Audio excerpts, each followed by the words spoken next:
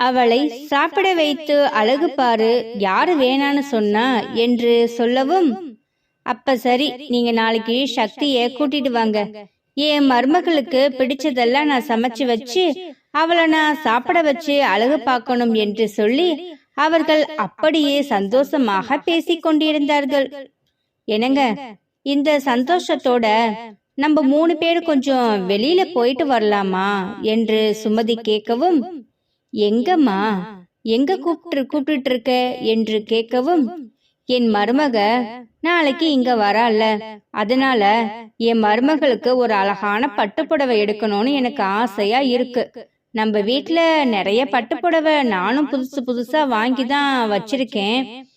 ஆனா நான் வாங்கினது என் மருமகளுக்கு கொடுக்க கூடாது. அவளுக்கு நான் கடையில போய் பார்த்து பார்த்து வாங்கிட்டு வந்துதான் கொடுக்கணும். அதனால என்ன கூட்டிட்டு போறீங்களா என்று சொல்லவும், இதோ நான் வரேம்மா, போயிட்டு ரெஃப்ரெஷ் ஆயிட்டு வேற ட்ரெஸ்ஸ மாத்திட்டு வரேன் என்று சொல்லவும், பாரு சுமதி, இதே நீ கூப்பிட்டா கூட உன் பையன் இவ்வளோ சுறுசுறுப்பா கிளம்ப மாட்டான். அவன் காதலிக்கிற பொண்ணுக்கு நீ ட்ரெஸ் எடுத்து கொடுக்கணும்னு சொல்லவுமே எவ்வளோ ஆர்வமா கிளம்புறான் பாரு என்று நாராயணன் வருணை கிண்டல் பண்ணவும், இருக்கட்டும்ங்க, இவன் இப்படி இருக்கணும்னு சொல்லிதானே நம்ம ஆசைப்பட்டோம். இவன் இப்படி சந்தோஷமா நம்ம சக்திய கல்யாணம் பண்ணி வாழ்ந்தாலே எனக்கு அதுவே ரொம்ப சந்தோஷங்கள் என்று சுமதி சொல்லவும், உடனே அப்படியே அவர்கள் சந்தோஷப்பட்டு கொண்டு கிளம்பி அவர்கள் கடைக்கு சென்று நம்ம சக்திக்கு அழகான ஒரு பட்டுப்புடவையை எடுத்தார்கள். அப்படியே புடவையை எடுத்துக்கொண்டு நைட்டு டின்னரை அவர்கள் வெளியில் சாப்பிட்டு விட்டு அவர்கள் சந்தோஷமாக அந்த நாட்களை கழித்து விட்டு வீட்டுக்கு வந்தார்கள். இங்கு சக்தி அறைக்கு வந்து அப்படியே படுத்தவள் அவள் ஒரு சிந்தனையில் இருந்தாள். எதுக்காக வருண் சார் என்கிட்ட காதல சொன்னாரு?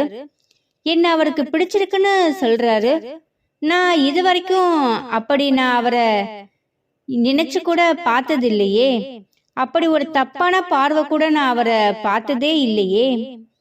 அப்புறம் எப்படி என்கிட்ட சொல்லுவாரு என்று அவள் அப்படியே நினைத்து கொண்டு, அது மட்டும் இல்லாம அவர் ஒரு பெரிய அதிர்ச்சியில் இருந்து இப்பதான் மீண்டு வந்திருக்காரு. யாரா இருந்தாலும் உயிருக்குயிரா காதலிச்ச ஒரு பொண்ணு தப்பு பண்ணிட்டு வேணான்னு சொல்லிட்டு போனா எல்லாருமே உடைந்துதான் போவாங்க. அது மாதிரிதான் நம்ம வருண் சாரும் உடைஞ்சு போயிருக்காரு. இப்ப அவர் மனசுல நான் வந்திருக்கேன். இப்ப நானும் அவர்கிட்ட போயிட்டு உங்களை காதலிக்கலேன்னு சொன்னா அவர் இன்னும் உடைந்து போய் விடுவாரு. ஏன் தப்பான முடிவு கூட எடுக்கிறதுக்கு நிறைய வாய்ப்பு இருக்கு. அதனால நம்ம வருண் சார் கிட்ட இப்போதைக்கு நம்ம எதுவுமே சொல்ல வேணாம். அவர் தான் நமக்கு டைம் கொடுத்து இருக்காரு இல்ல, பார்க்கலாம். நம்மளுக்கு வருண் சார் மேல அப்படி ஒரு காதல் வந்துச்சுன்னா கண்டிப்பா அவர்கிட்ட அந்த காதலை சொல்லலாம். இல்லாட்டி நான் அவர்கிட்ட சொல்லி புரிய வைத்து அவருக்கு ஒரு பொண்ணை நம்மளே தேர்ந்தெடுத்து கொடுக்கலாம் என்று அவள் நினைத்தாள். ஆனால் அவள் உள்மனதுக்குள் ஆழத்தில் வருணின் நினைப்பு சிறிதாக இருக்கத்தான் செய்தது. இன்னைக்கு வருண் சார் சொன்ன காதல்னால என்னோட மைண்டே சரியில்லாம போயிடுச்சு. இப்படியே உட்கார்ந்துகிட்டே இருந்தா நம்ம இதையே நினைச்சிட்டு தான் இருக்கணும். நம்ம அத கொஞ்ச தூரம் தூக்கி வச்சுட்டு நம்மளுடைய வேலையை பார்க்கலாம் என்று அவள் நினைத்து கொண்டு அவளுடைய துணிகளை துவைத்து கொண்டு அவள் கீழே சென்று அவளுடைய இரவு உணவை சாப்பிட்டு விட்டு வந்து மறுபடியும் ஒரு சிந்தனையில் மூழ்கியிருந்தாள். அப்பொழுது அம்மா கிட்டையும் அப்பா கிட்டையும் பேசி பார்க்கலாமா? வேணாம், இப்ப பேசினா அவங்க கிட்ட நான் ஏதாவது உளறி வச்சிருவேன். அப்புறம் அவங்களையும் கஷ்டப்படுத்துற மாதிரி ஆயிரும். இங்கு நான் தான் வேதனைப்படுறேன்னா அவங்களும் எதுக்கு கஷ்டப்படுத்தணும்? அவங்களாச்சும் சந்தோஷமா இருக்கட்டும், நம்ம யாருக்கிட்டையும் பேச வேண்டாம் என்று நினைத்து கொண்டு அவள் அப்படியே இருக்கும்போது அவளுடைய போன் அடித்தது. அது யார் என்று பார்க்கும்போது அது ஒரு புது நம்பராக இருக்கவும், யார் இது என்று எடுத்து, ஹலோ, யார் பேசுறது என்று அவள் கேட்டாள். உடனே அந்த குரல், சக்தி, என்னுடைய குரல் உனக்கு தெரியலையா? நான் தான் என்று சொல்லவும், உடனே அவள் சுதாரித்து கொண்டு, வருண் சார் என்று அவள் சொன்னாள். ஆமாம் சக்தி, நான் தான். என்ன, ஹாஸ்டலுக்கு போயிட்டு அதே நினைப்பிலேயே இருக்கியா என்று கேட்கவும், அது எப்படி உங்களுக்கு தெரியும் சார் என்று அவள் கேட்டாள். நீ இங்கேயே ஒரு குழப்பத்துல தான் இருந்த, அதனால நீ அங்கேயும் போய் அதே தானே நினைச்சிட்டு இருப்பன்னு எனக்கு தெரியும் சக்தி. அதை பற்றி நீ எதையுமே நினைக்காது என்று அவன் சொல்லவும், எப்படி சார் அதை நினைக்காம இருக்க முடியும்? எனக்கு நீங்க சொன்ன காதல் தான் என் கண் முன்னாடி வந்து நிக்குது என்று அவள் சொல்லவும், சக்தி, உன்னை இப்பவே என்னை காதலிக்கணும்னு நான் சொல்லல. நீ நல்லா யோசிச்சு ஒரு நல்ல முடிவை சொல்லுவேன் தான் உன்கிட்ட என் காதலை சொன்னேன். அதனால நீ அதை பத்தி நினைக்காமல் நிம்மதியா படுத்து தூங்கு. அதை சொல்றதுக்காகத்தான் கால் பண்ணேன். சரி, நான் போனை வச்சிரேன் என்று சொல்லிவிட்டு அவன் எதுவும் பேசாமல் அவன் போனை வைக்கவும், இவள் போனை வைத்த பிறகு இவ்வளவு அக்கறையா போன் பண்ணி பேசுறாரு, என் மேல நல்ல கேரிங்க எடுத்துக்கிறாரு. இப்படிப்பட்ட புருஷன் கிடைக்கிறதுக்கு நம்ம ஒரு பக்கம் சந்தோஷப்பட்டாலும், ஆனா அவங்களுடைய இடத்துக்கும் என்னுடைய இடத்துக்கும் எப்படி சூட் ஆகும்? அதுதான் எனக்கு ஒரு பக்கம் கவலையா இருக்கு என்று சக்தி அப்படியே வருணை காதல் பண்ணலாமா வேணாமா என்று சிந்தனை செய்து கொண்டு அப்படியே அன்று அவளுடைய வேலைகளை அவள் பார்த்து கொண்டிருந்தாள். இங்கு வருண் தன் காதலை சொல்லிவிட்டோம் என்ற சந்தோஷத்தில், அம்மா அப்பா இதற்கு சம்மதித்து விட்ட சந்தோஷத்திலும் அவன் அன்று நிம்மதியாக வீட்டுக்கு வந்து உறங்குவதற்கு ஆயத்தமானான். ஆனால் உள்ளுக்குள் அவனுக்கு சிறு கவலை இருக்கத்தான் செய்தது. ஏனென்றால் சக்தி அவனுடைய காதலை ஏற்றுக்கொள்ளவில்லை என்பது அவனுக்கு ஒரு பக்கம் கவலையாகத்தான் இருந்தது. யாராயிருந்தாலும் உடனே போய் தன் காதலை சொல்லவும் அவர்கள் தன் காதலை ஏற்றுக்கொள்ள மாட்டார்கள் என்பது அவனுக்கு நன்றாகவே புரிந்தது. ஏனென்றால் ஒரு வாட்டி அடிப்பட்டவன் அல்லவா, அதனால் அவன் யார் எப்படி என்பதை அவன் நன்கு தெளிவாக புரிந்து வைத்திருந்தான்.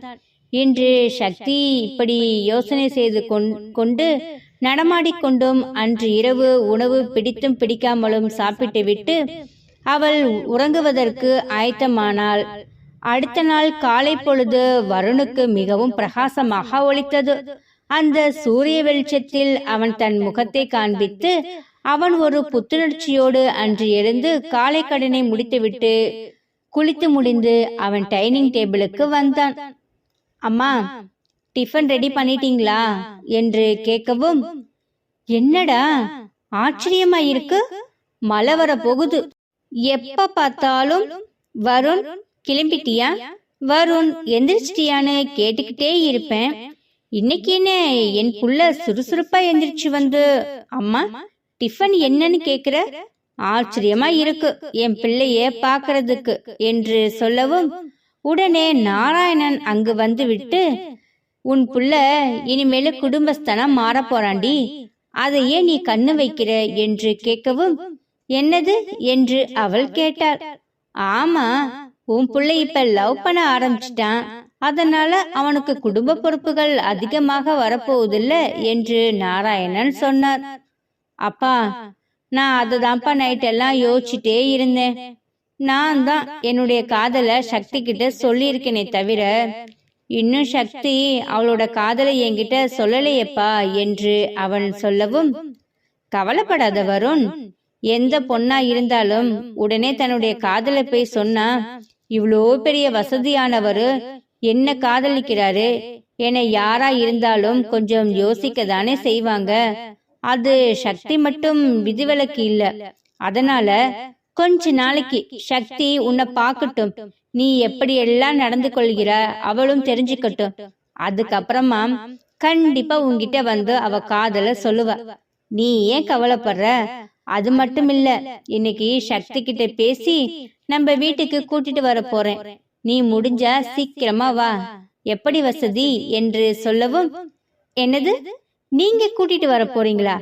நீங்க கூப்பிட மட்டும்தான் போறீங்க, சக்தியை கூட்டிட்டு வர போறது நான் தான் என்று சொல்லவும், டேய் என்னடா சொல்ற என்று அப்பா கேட்கவும், பின்ன அது எப்படி?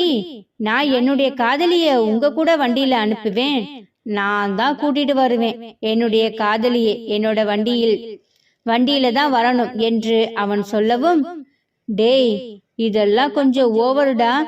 அந்த பொண்ணுகிட்ட பேசி கூட்டிட்டு வர போறது நானும். ஆனா இவர் நோகாம வண்டியில உட்கார வச்சு கூட்டிட்டு வருவாராம். இது என்ன நியாயம்? சுமதி என்று சொல்லவும், ஆமாங்க, என் பையன் வண்டியில வந்தாதான் என் மருமகளுக்கு அழகு. அதனால அவனே கூட்டிட்டு வரட்டும் என்று சொல்லவும், பாத்தியா, ஓவர் நைட்ல ஒபாமா ஆகிற மாதிரி ஒரே நைட்ல நீ உன் பையன் பக்கம் சாஞ்சிட்ட என்று கேட்கவும், அதெல்லாம் எப்பவும் நான் என் பையன் பக்கம்தான். அதனால உங்களை விட்டு கொடுத்துடுவேனா? நீங்க போய் சக்தி கிட்ட பேசி சக்திய கூட்டிட்டு வர்றதுக்கான வேலையை மட்டும் பாருங்க என்று சொல்லி, இப்படியே மூவரும் பேசிவிட்டு அன்று காலை உணவை சாப்பிட்டு விட்டு அவரவர்கள் காரை எடுத்துக்கொண்டு அவர்கள் வேலைக்கு கிளம்பினார்கள்.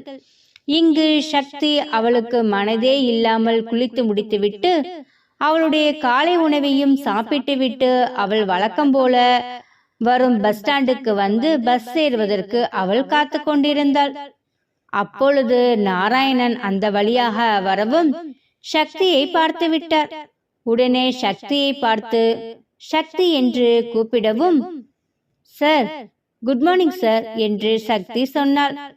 சக்தி, நான் ஆபீஸ்க்கு தான் போறேன், நீ என்ன இங்க நிக்கிறே என்று கேட்கவும், சார், ஆபீஸுக்கு தான் சார், நானும் பஸ்ஸுக்காக வெயிட் பண்ணிட்டு இருக்கேன் என்று அவள் சொல்லவும், சரி வா, நான் ஆபீஸ் தான் போறேன், உன்னையும் கூட்டிட்டு போறேன் என்று அவர் சொல்லவும், பரவாயில்ல சார், உங்களுக்கு எதுக்கு சிரமம், நான் பஸ்ல வரேன், இதுல என்னமா இருக்கு சிரமம், நானும் ஆபீஸ் தானே போறேன், நீ வா என்று சொல்லவும் உடனே அவள் பின்னாடி ஏறி அமர்ந்து கொண்டாள்.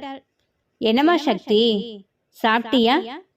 ஏன் ஒரு மாதிரியா டல்லா இருக்க என்று கேட்கவும், ஒன்னில்ல சார், நான் சாப்பிட்டேன், நீங்க என்ன சார் இவ்ளோ சீக்கிரமா என்று கேட்கவும், கொஞ்சம் ஆபீஸ்ல கொஞ்சம் பெண்டிங் ஒர்க் இருக்குமா, அதை முடிச்சிட்டு நான் இன்னொரு ஃபேக்டரிக்கு போகணும், அதனாலதான் சீக்கிரமா வந்தேன் என்று சொன்னார். அப்புறமா சக்தி, நான் எல்லாமே கேள்விப்பட்டேன், அது உண்மையா என்று அவன் கேட்கவும், என்ன சார், என்ன கேள்விப்பட்டீங்க என்று அவள் கேட்கவும், அதாமா, வருண் நேத்து உன்னைய கூட்டிட்டு போயிட்டு அவன் காதலிக்கிறேன்னு உன்கிட்ட சொன்னானமே, ஏன் நீ எதுவுமே அவங்க பிடி கொடுத்து பேசலன்னு சொன்னான் என்று அவன் கேட்கவும், சார், என்ன சொல்றீங்க, வருண் சார் உங்ககிட்ட இந்த விஷயத்த சொல்லிட்டாரா என்று அவள் கேட்க, ஏமா, பின்ன என்கிட்ட சொல்ல மாட்டானா, எங்க கிட்ட எல்லாத்தையுமே அவன் சொல்லிட்டான். அப்புறம் சார், வருண் சார் என்ன காதலிக்கிறேன்னு சொல்லவும் உங்களுக்கு என் மேல கோபம் எதுவும் வரலையா என்று சக்தி கேட்டாள்.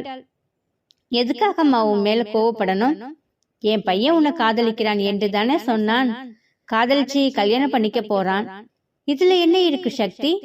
இன்னொரு விஷயம், எனக்கு உன் மேல கோபம் இல்ல, நாங்க கோவப்படவும் மாட்டோம், உன்ன மாதிரி ஒரு தங்கமான பொண்ணு என் பையனுக்கு கிடைக்க நாங்க கொடுத்து வச்சிருக்கணுமா? என்னைக்கு உன்னை நான் ஃபர்ஸ்ட் டைம் அந்த ஆபீஸ்ல பார்த்தேனோ அப்பவே நீ தான் எங்க வீட்டுக்கு மருமகளா வரணும்னு என் உள்ளுணர்வு சொன்னுச்சு. அதையே நான் மனசுல நினைச்சுக்கிட்டே தான் இருந்தேன். ஆனா கடவுளோட சித்தம் பாரு, என் பையனும் உன்னை காதலிக்க வைத்து அவன் மனசுலயும் அந்த ஆசைய வர வச்சுட்டாரு. ஆனா உன்கிட்ட காதல சொன்னேன்னு சொல்லவுமே எனக்கு ரொம்ப சந்தோஷமா இருந்துச்சுமா. பரவாயில்ல, நம்ம வருணுக்கு ஏற்ற ஒரு பொண்ண அவன் காதலிக்கிறான்னு நானும் நினைச்சேன். ஆனா இதுல என்ன தெரியுமா எனக்கு வருத்தமான விஷயம் என்று சொல்லவும், என்ன சார், என்னது என்று அவள் கேட்கவும், நீ அவனை இப்ப காதலிக்கலன்னு சொல்லிட்டியாமே, அதையே அவன் என்கிட்ட சொன்னான். திடீர்னு ஒருத்தன் வந்து உன்கிட்ட காதல சொன்னா அத உன்னால ஏத்துக்கிறதுக்கு கொஞ்ச நாள் தான் ஆகும். யாரா இருந்தாலும் யோசிக்க தானே செய்வாங்க. அது மட்டும் இல்லம்மா, அவனுக்கு ஏற்கனவே ஒரு காதல் இருந்தது, அது ஃபெயிலர் ஆகி அதுல இருந்து அவன் மீண்டு வந்தது, அதுக்கப்புறமா பெரிய கதையானது, எல்லாமே உங்ககிட்ட சொல்லி இருப்பான்னு எனக்கு தெரியும். அதனால நீ யோசிக்கிற எனக்கு தெரியும் என்று அவன் சொல்லவும், சார் அப்படி இல்லை சார் என்று சக்தி சொல்ல வாய் எடுக்கவும், சக்தி நீ எதுவும் பேச வேணாமா, எனக்கு புரியுது உன்னோட மனசு. நீ வருண் சொன்ன மாதிரி 1க்கு 100 வாட்டி யோசி, நீ திங்க் பண்ணு. உடனே அவன்கிட்ட உன்னோட காதலை சொல்லணும்னு அவசியம் இல்லை.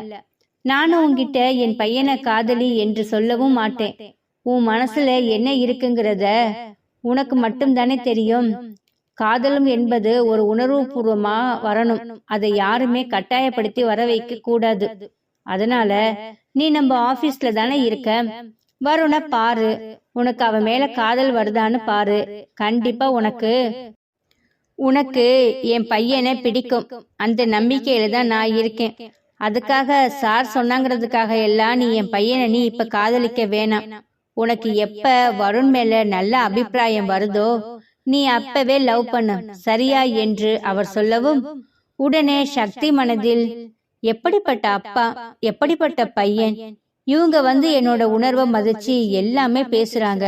நான் நேற்று வருண் கிட்ட அப்படி சொல்லியிருந்திருக்க கூடாது, நான் காதல சொல்லியிருக்கலாமா என்று அவள் உள்ளுக்குள் நினைக்கவும், இல்ல சார் சொன்ன மாதிரி நம்ம உடனே சொன்னா அது நல்லா இருக்காது. நம்ம வருண் சாரை பத்தி நிறைய தெரிஞ்சுக்கணும், அதுக்கப்புறமா தான் நம்முடைய காதலை சொல்லணும் என்று அவள் நினைக்கவும், உடனே அவள் உள்மனது, என்னது காதலிக்க வேண்டாம் என்று நம்ம நினைச்சிட்டு இருந்தோம், இப்ப சார் பேச பேச அவரை காதலிக்கணும்னு நம்ம மனசு சொல்லுது. அப்ப வருண் என் மனசுக்குள்ள இருக்கதான் செய்கிறார். அதனாலதான் எனக்கு இந்த மாதிரி எல்லாம் தோணுது என்று அவள் அப்படியே சிந்தனை செய்து கொண்டிருக்கவும், என்னம்மா சக்தி, நான் இவ்ளோ பேசுறேன், நீ அமைதியா வர, என்னாச்சு என்று கேட்கவும், ஒன்னும் இல்ல சார், நீங்க சொல்ற மாதிரி நான் வருண் சார் கூட பழகுறேன். அதுக்கப்புறமா என் மனசுல காதல் வந்துச்சுன்னா கண்டிப்பா அத நான் வருண் சார் கிட்ட சொல்றேன். கண்டிப்பா நான் அவரை ஏமாத்த மாட்டேன் என்று நான் நினைக்கிறேன் என்று சொல்லவும், இது போதுமா எனக்கு, இப்ப சொன்ன பத்தியா அந்த ஒரு வார்த்தை, இந்த ஒரு வார்த்தை தான் எனக்கு 1000 பலத்தை கொடுக்கிற மாதிரி இருக்கு. சரிமா சக்தி, உன்கிட்ட இன்னொரு விஷயமும் பேசலான்னு தான் இருந்தேன். என்னுடைய மனைவி உன்னை பார்க்கணும்னு சொல்லிட்டு ரொம்ப ஆசைப்படுறா.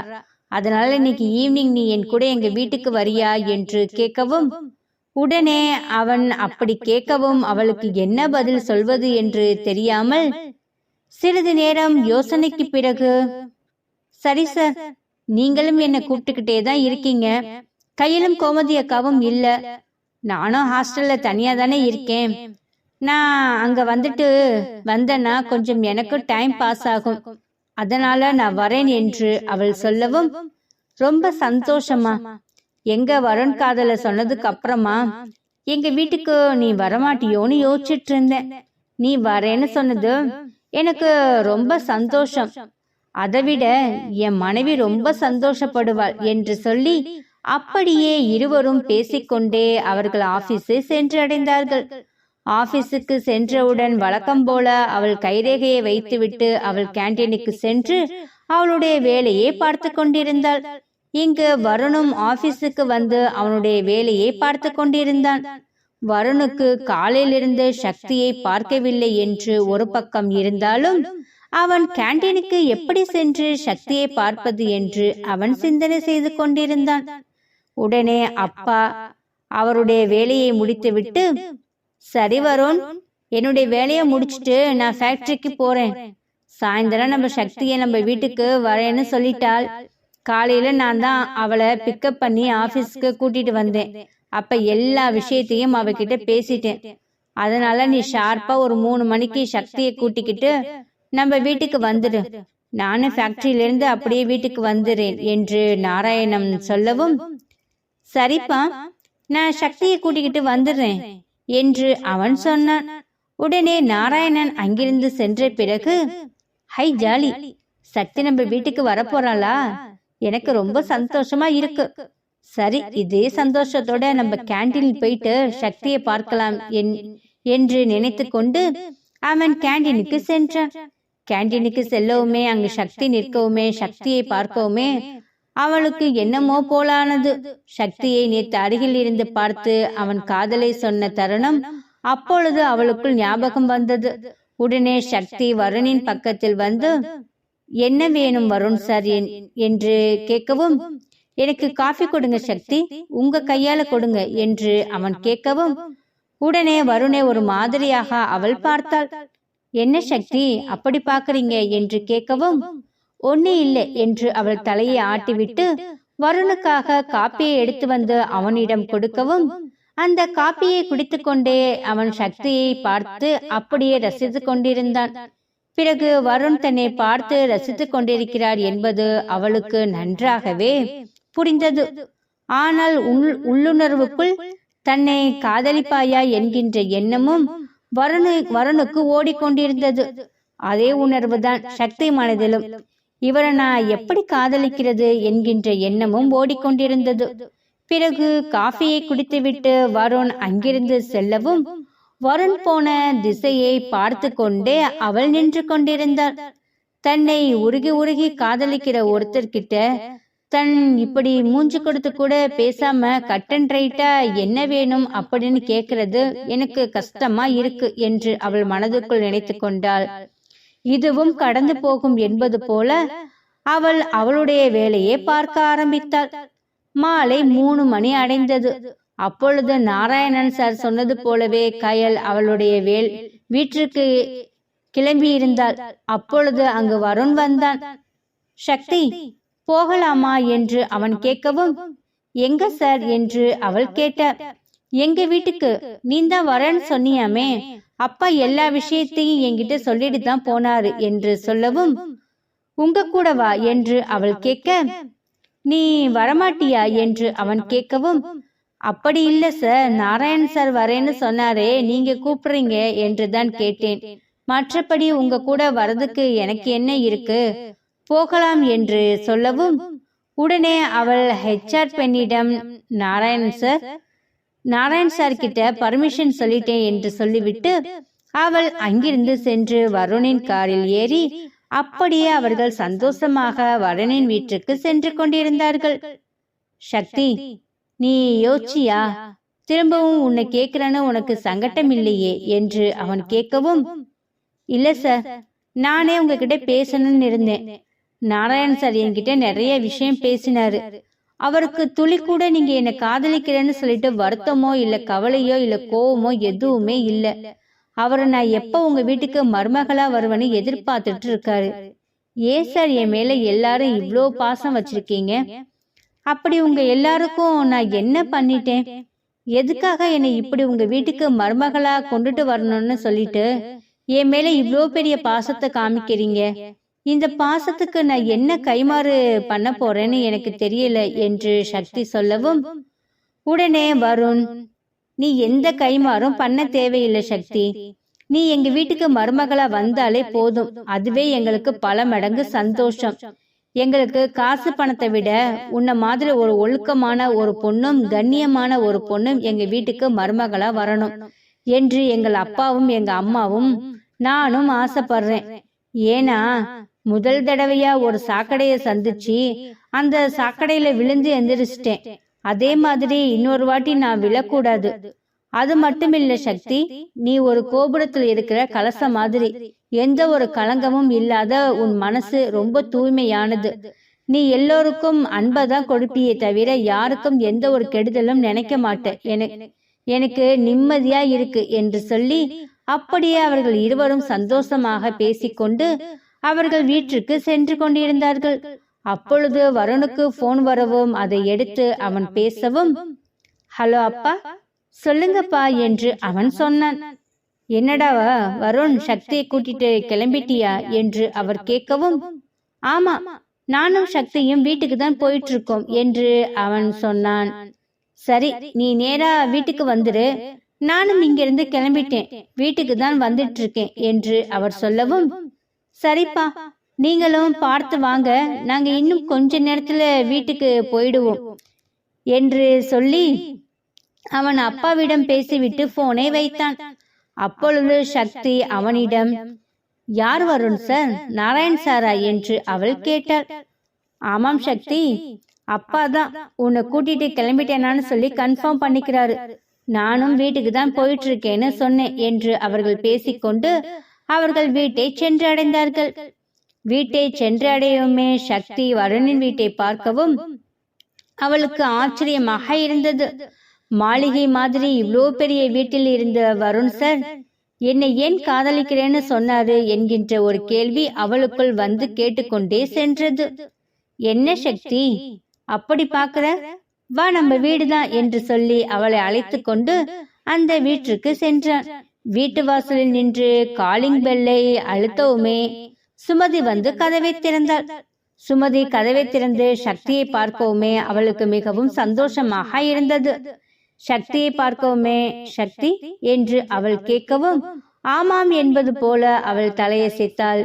நான் தான் ஆண்டி சக்தி என்று அவள் சொல்லவும் உடனே உள்ளே அழைத்து, சக்தி எப்படி இருக்க, உன்னை பார்க்கணும்னு நான் எவ்வளவு நாள் கேட்டுக்கிட்டே இருந்தேன் தெரியுமா என்று அவள் சொல்லவும் உடனே சக்தி என்ன ஆசீர்வாதம் பண்ணுங்க ஆண்டி என்று சொல்லி அவள் காலில் விழுந்து ஆசீர்வாதம் வாங்கி, நல்லா இருமா, நல்லா இரு, உன் மனசுக்கு நீ எப்பவுமே நல்லா இருப்ப, உன்னை பத்தி வருணும் எங்க வீட்டுக்காரரும் நிறைய விஷயம் சொல்லி இருக்காங்க, உன்னை பார்க்கணும்னு எனக்கு ரொம்ப நாள் ஆசையா இருந்துச்சு, அதனாலதான் உன்னை கூட்டிட்டு வர சொன்னேன், சரி வா நின்று கொண்டே பேசிட்டு இருக்கோம், வந்து உட்காரு என்று சொல்லி சோபாவில் அவளை அமர வைத்து அப்படியே பேசிக் கொண்டிருந்தார்கள். உடனே வருண், அம்மா நீங்க பேசிட்டுறீங்க, நான் அறைக்கு போயிட்டு ரெஃப்ரெஷ் ஆகிட்டு வந்துடுறேன் என்று சொல்லிவிட்டு அவன் அறைக்கு சென்று சக்தி வீட்டுக்கு வந்த சந்தோஷத்தை அவன் துள்ளி குதித்து கொண்டு சந்தோஷப்பட்டு கொண்டிருந்தான். அதை அவன் வெளியில் காமிக்காமல் அறைக்கு வந்து அவன் துள்ளி குதித்து கொண்டும் அவன் டான்ஸ் ஆடி கொண்டிருப்பது அவனுக்கு மிகவும் சந்தோஷமாக இருந்தது. இங்கு சுமதி சக்தியிடம், சக்தி எப்படிமா இருக்க, நல்லா இருக்கியா என்று கேட்கவும், நான் நல்லா இருக்கேன், நீங்க எப்படி இருக்கீங்க என்று அவள் கேட்கவும், எனக்கு என்னம்மா இப்பதான் நான் நிம்மதியா இருக்கேன், இத்தனை நாள் ஏண்டா இருக்கமுன்னு நினைச்சிட்டு இருந்தேன், இப்பதாம்மா நான் சந்தோஷமா இருக்கேன் என்று அவள் சொல்லவும், என்னாச்சு ஆண்டி ஏன் அப்படி சொல்றீங்க என்று சக்தி கேட்கவும், உனக்கு தெரியாதது ஒண்ணு இல்ல, நேத்து வருண் எல்லா விஷயத்தையும் என்கிட்ட சொன்னான், எனக்கு சந்தோஷம்தான், இப்படிப்பட்ட தேவதை மாதிரி ஒரு மருமகளை யாராச்சும் வேணான்னு சொல்லுவாங்களா, எனக்கு நீ எங்க வீட்டுக்கு மருமகளா வந்தா நான் ரொம்ப சந்தோஷப்படுவேன் சக்தி என்று சொல்லவும், ஆண்டி என்ன சொல்றீங்க, உங்களுக்கு என் மேல எந்த கோபமும் இல்லையா, நான் தான் உங்களுக்கு மருமகளா வரணும்னு நீங்களும் நினைக்கிறீங்களா என்று அவள் கேட்கவும், ஏமா என்னாச்சு,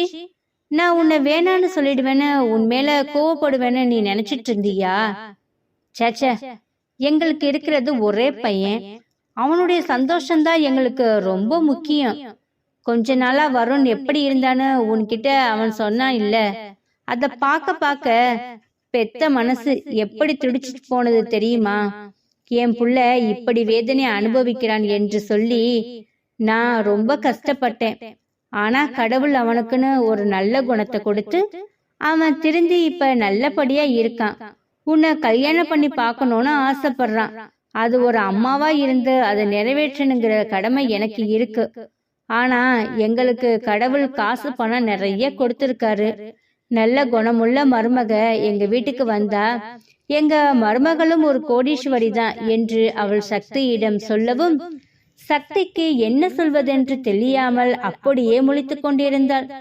சிறிது நேரத்தில் நாராயணனும் அங்கு வரவும், வாமா சக்தி வந்துட்டியா எங்க வீட்டுக்கு, ரொம்ப சந்தோஷம், உன்னை இந்த வீட்டுக்குள்ள கூட்டிட்டு வரதுக்குள்ளாட்டியும் நாங்க பட்ட அவஸ்தை ரொம்ப என்று சொல்லவும், ஏன் சார் அப்படி சொல்றீங்க, வான்னு சொன்னா நான் வரப்போறேன், அதுக்காக ஏன் பெரிய வார்த்தைகள் எல்லாம் சொல்றீங்க என்று சொல்லி அப்படியே அவர்கள் பேசிக்கொண்டும் சந்தோஷப்பட்டும் கொண்டும் இருந்தார்கள்.